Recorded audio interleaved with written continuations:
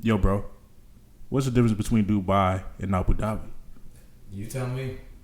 The people in Dubai, they're like the Flintstones, but the people in Abu Dhabi do. Yeah, yes sir, LATD Nation. How y'all like the joke, man? Comment down below. We back with another video. This is your boy Jay, aka King J. Element OP, I'm just playing. But nah, I'm with my partner in crime here. Go ahead and introduce yourself. Rodney, aka RG from the 843, aka Roddy Not So Rich, back at it with another video for y'all. Yes, sir. But we get into that bag, and you feel me, my brother? Yes, sir. Yes, sir. Today, what we gonna be talking about, bro? Today we're gonna be talking about Fall Guy, a new movie. It was directed by David Leitch. David Leitch, yep. Yeah, starring Ryan Gosling, Emily Blunt, and Winston Duke. Yep. And Aaron Taylor Johnson. Yeah. Aaron Taylor Johnson. Yeah. So go ahead and give us a little background on the movie, if you will. Basically, it's synopsis. So in a world. I'm just playing. But y'all know how, like, you got the main stars, you got the director, they get all the credit, but they don't never really talk about the stunt guys. Yeah.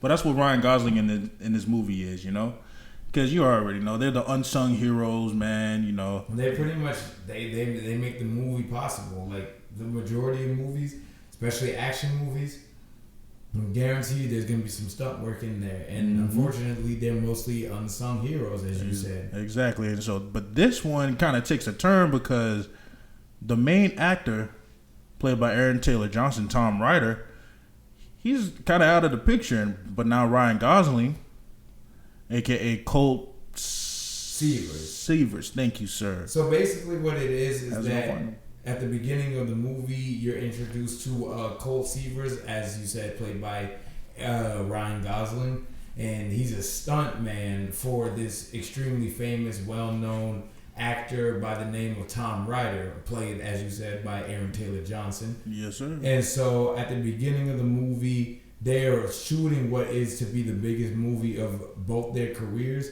when Colt has an accident of sorts that pretty much puts him out of work. And it essentially, he loses his confidence, he loses his self-esteem, he loses, his career. Right. And when he is basically seemingly requested back out of retirement by his ex-girlfriend, who actually was the director on the movie that he had the accident on. Well, she was more the camera girl. Camera girl, whatever. Yeah, you know what? Yeah, she was like the camera girl. Yeah, she essentially says that, hey, she didn't know that he was coming back because the producer wanted and told him about it. Yeah. The producer, played by what's her name?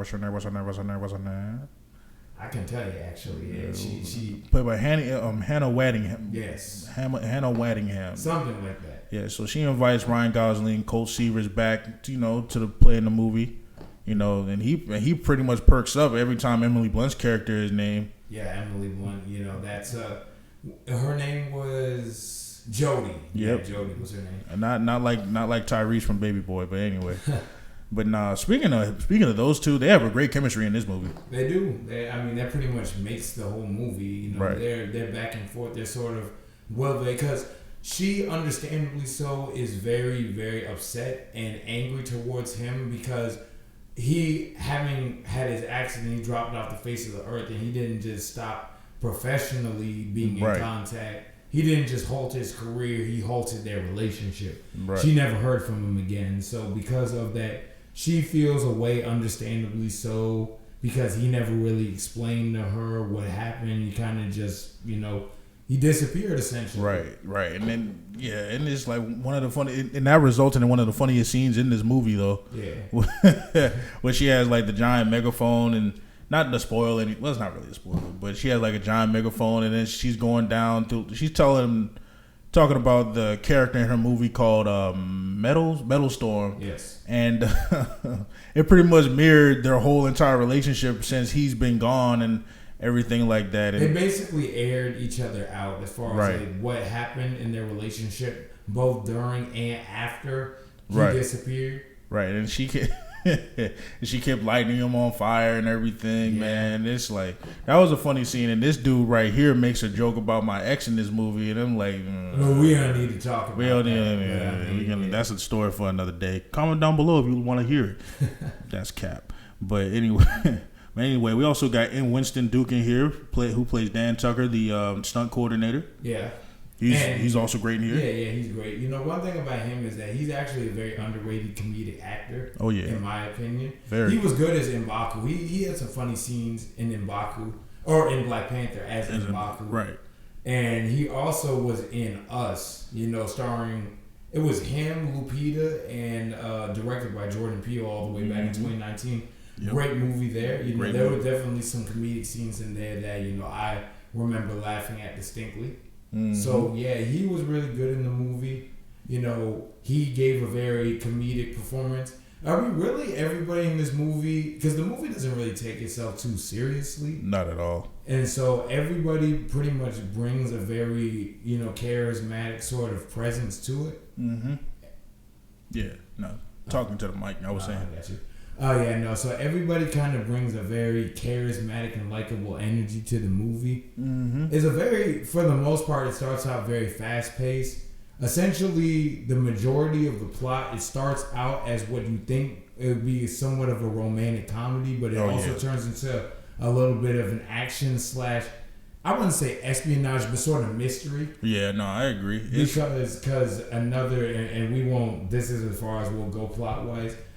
And when Cole arrives to the movie, he arrives in Australia where the movie's being filmed. Right. He's informed that, of course, Ryder, who he's tasked with performing these stunts on behalf of, he's missing. Right, and it's implied that him and Ryder are like real close friends or something like that. Yeah. Even though Tom Ryder is pretty much a jerk in this whole entire movie. Oh yeah, definitely. That big, uppity. The big uppity actor and everything who thinks he can do no wrong, of course, and and he's tasked with finding him. Well, and Aaron Taylor Johnson does a really good job of portraying that kind of that stereotypical sort of has an ego, thinks he's above everybody, just that typical Hollywood type of character that we imagine a lot of celebrities being. Right. Fun fact: the director David Leitch, he was also a stuntman too. So having his point of view on this was a really good job. Was really good for this. Yeah. And this also this movie was based on the 1981 show with Lee Majors, I believe,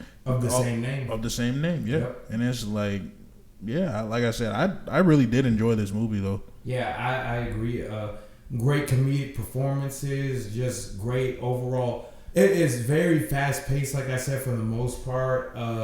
The stunts look amazing. The action looks amazing. Cinematography in general is incredible. Yep, Ryan Gosling, he the way he bounces off of everybody in this movie is phenomenal. Yeah, he's one of my favorite actors. So right, he's very good in comedic performances, and even obviously, because he had a big year last year with Barbie. I feel like. Even before that, he had shown his comedic chops and everything. So he did pretty much what I expected him to do. If you're a Ryan Gosling fan, you kind of already know what to expect from him. You know what? Now that you mentioned Barbie, you know what? I'll watch the movie. I said last year that I wasn't going to watch that movie, but you know what? I'll watch it and tell you what I think about it. All right, yeah. In this movie, we'll see. I mean, comment down below if you want to hear a retro review about it. Well. Yeah. You can't call it retro. Not really retro, but semi old review. Anyway, whatever. Yeah. But it's like this movie was really reminiscent of Bullet Train to me. A lot of that same concept of everything. Also directed by David Leitch. Mm-hmm. And also in that movie, Aaron Taylor Johnson steals the show as well, along with Brian. I forgot he was in that too. Yeah, he played Tangerine but yeah, like I said, this movie is very reminiscent of that as far as plot wise. As far as the style of it and just the style of filmmaking is very similar. You can tell it's from the same director. Very high paced, very fast paced, very high energy. Right. Jokes kind of coming at a mile a minute. Right, and also David Leitch also directed Deadpool 2, I believe. Either both Deadpools or just Deadpool 2. Probably 2. Yeah, I know it was 2. It's that also same kind of not really the same kind of vibe, but it's still funny in a very much way. Another thing about this movie that really surprised me is that it isn't very brutal. Yeah, at all. It's for the most part, it's very you got a little bit of violence, but it's standard sort of PG-13. Yeah, that real MCU violence. Yeah, it isn't anything you're not gonna see anybody get their head cut off or anything like that. Thank God. Yeah, you're not gonna see anything like how it was in in Bullet Train. That movie was bad. It was pretty brutal. Yeah, that movie. It was a great movie, but it was really brutal. Mm-hmm. But yeah, no. Like I said, the performances to me were just the performances, the cinematography, the action itself is really what raised this movie for me. And it's like I enjoyed it from through and through. However, I understand you want to keep things positive, but I'm Mr. Negative over here. Well, I mean, I wouldn't say that. You go ahead. But nah, it's like the only thing that kind of suffered for me, at least, was the story. But then again, it's that mostly took a backseat just to how fun this movie is. Still go see it. Like I enjoyed the mess out of it. Yeah. I know you mentioned that it was like a little bit too long. It felt a little bit too long in certain parts. Like you could kind of feel it dragging a little bit towards the end. That's the only real negative that I would have towards it. And also, I could say that the characters weren't very fleshed out and or memorable. Right, because my bad. But I was just saying, like, yeah, the characters you could say aren't very fleshed out and or memorable, but you could kind of make the argument that this is kind of movie where that's not necessary. It kind of knows what it's supposed to be. It's not really trying to be, this intense character study or anything like that. Right. But I do feel like maybe there could have been a little bit more characterization, maybe a little bit more exploration of their relationship. Right. But especially I feel like with Ryan Gosling and Winston Duke's character, Winston Duke playing Dan Tucker, if I forgot to mention that before. Yeah, because they're portrayed as having been good friends for a while. So I would have liked to have seen a little bit more of their dynamic on screen. I mean, it's really with Ryan got with Colt Seaver's interacting with everybody else as well, not just with Jody Moreno, Emily Blunt. Mm-hmm. Just like with them, just interacting with everybody else. Because they're also implying Aaron Taylor Johnson, Tom Ryder, and Ryan Gosling's Colt Seavers were both friends at certain points, despite him being kind of a jerk. I would like to see them interact more. Well, okay, no, because they interact quite a bit, but more on that level. You know what I'm saying, rather than just like as. Well, I would be going into spoiler territory, but y'all see what I mean. I would, but especially with Colt and Dan, I feel like they should have been more fleshed out as far as like friends and seen more of that backstory as well. Maybe not to the degree of Jody and Colt, but at least a little bit more than what we're shown. Yeah, I can agree with that. But I think overall, the movie does what it needs to do. It knows that it's a big sort of high production, sort of Hollywood blockbuster. It's a very good movie in that right. It does exactly what it needs to do. It sets out and accomplishes a particular goal, and that is basically just to entertain people. It's not trying to be anything more than what it is. It knows what it is, and I think that's kind of sort of David Leitch's sort of style. I don't think he makes the most, in-depth sort of like character-based dramas or anything. Like he just makes, fun sort of blockbuster popcorn action movies, and especially around this time of the year, that's always a must. Right, and for me, that's always been his biggest strength. For me, like that's why what made his movie so enjoyable, even despite the lack of character growth or whatever. Like I said, I didn't say this before, my bad. Like David Leitch is directing it to me, or as far as like dealing with characters in the story, is kind of similar to Antoine Fuqua. Yeah, writing, another one of my favorite directors. But like I said, David Leitch is directing in the sense of, making the movie self-aware of what they are and don't try to be anything else. Mm-hmm. Like I said, that's his biggest strength in my opinion, because they're still enjoyable regardless. Yeah, I agree. Because even when the runtime was starting to get to me, I'm still like, no, I like this, because it came to a point where you think the movie's wrapping up, and I'm like, dang, that's it? I kind of feel like we got here kind of quick, but then they keep going. I'm like, okay, yeah, I was satisfied with that. I agree. What would you give it? Personally, I would probably give it about an 8. 7.5 to 8 is what I would give it. I think overall, for what it is, it does, what it needs to do very well. Do you remember the rating system? Well, no, I mean, I was saying based on the rating system, it would be an 8, so a heat is what I'm saying. Oh, my bad. Yeah. Go ahead. My bad. I'll give it an 8. I'll give it an 8, but it's gonna be like on that note, it's gonna be like a very, very high smooth for me. Yeah. I just wish that we could, that that the story wasn't as all over the place as it is. Mm-hmm. That's the only reason why it's not going to be Heat for me. Yeah. Now y'all remember Heat isn't even the highest level, so if Beyond the Spider-Verse comes out this year or next year, y'all already know. I don't think it will, but I mean, fingers crossed. But yeah, we might see a flawless victory. No, a flawless victory that happened this year was Dune Part 2. But anyway, like I said, this movie, like I said, I wish it was more cohesive like Bullet Train was, because Bullet Train wasn't flawless victory, but it was high heat for me. Yeah. It was. I just wish it was a little bit more cohesive with the story and everything, and chain of events that happened. But other than that, it's a great time at the movie. I enjoy it. We enjoyed it.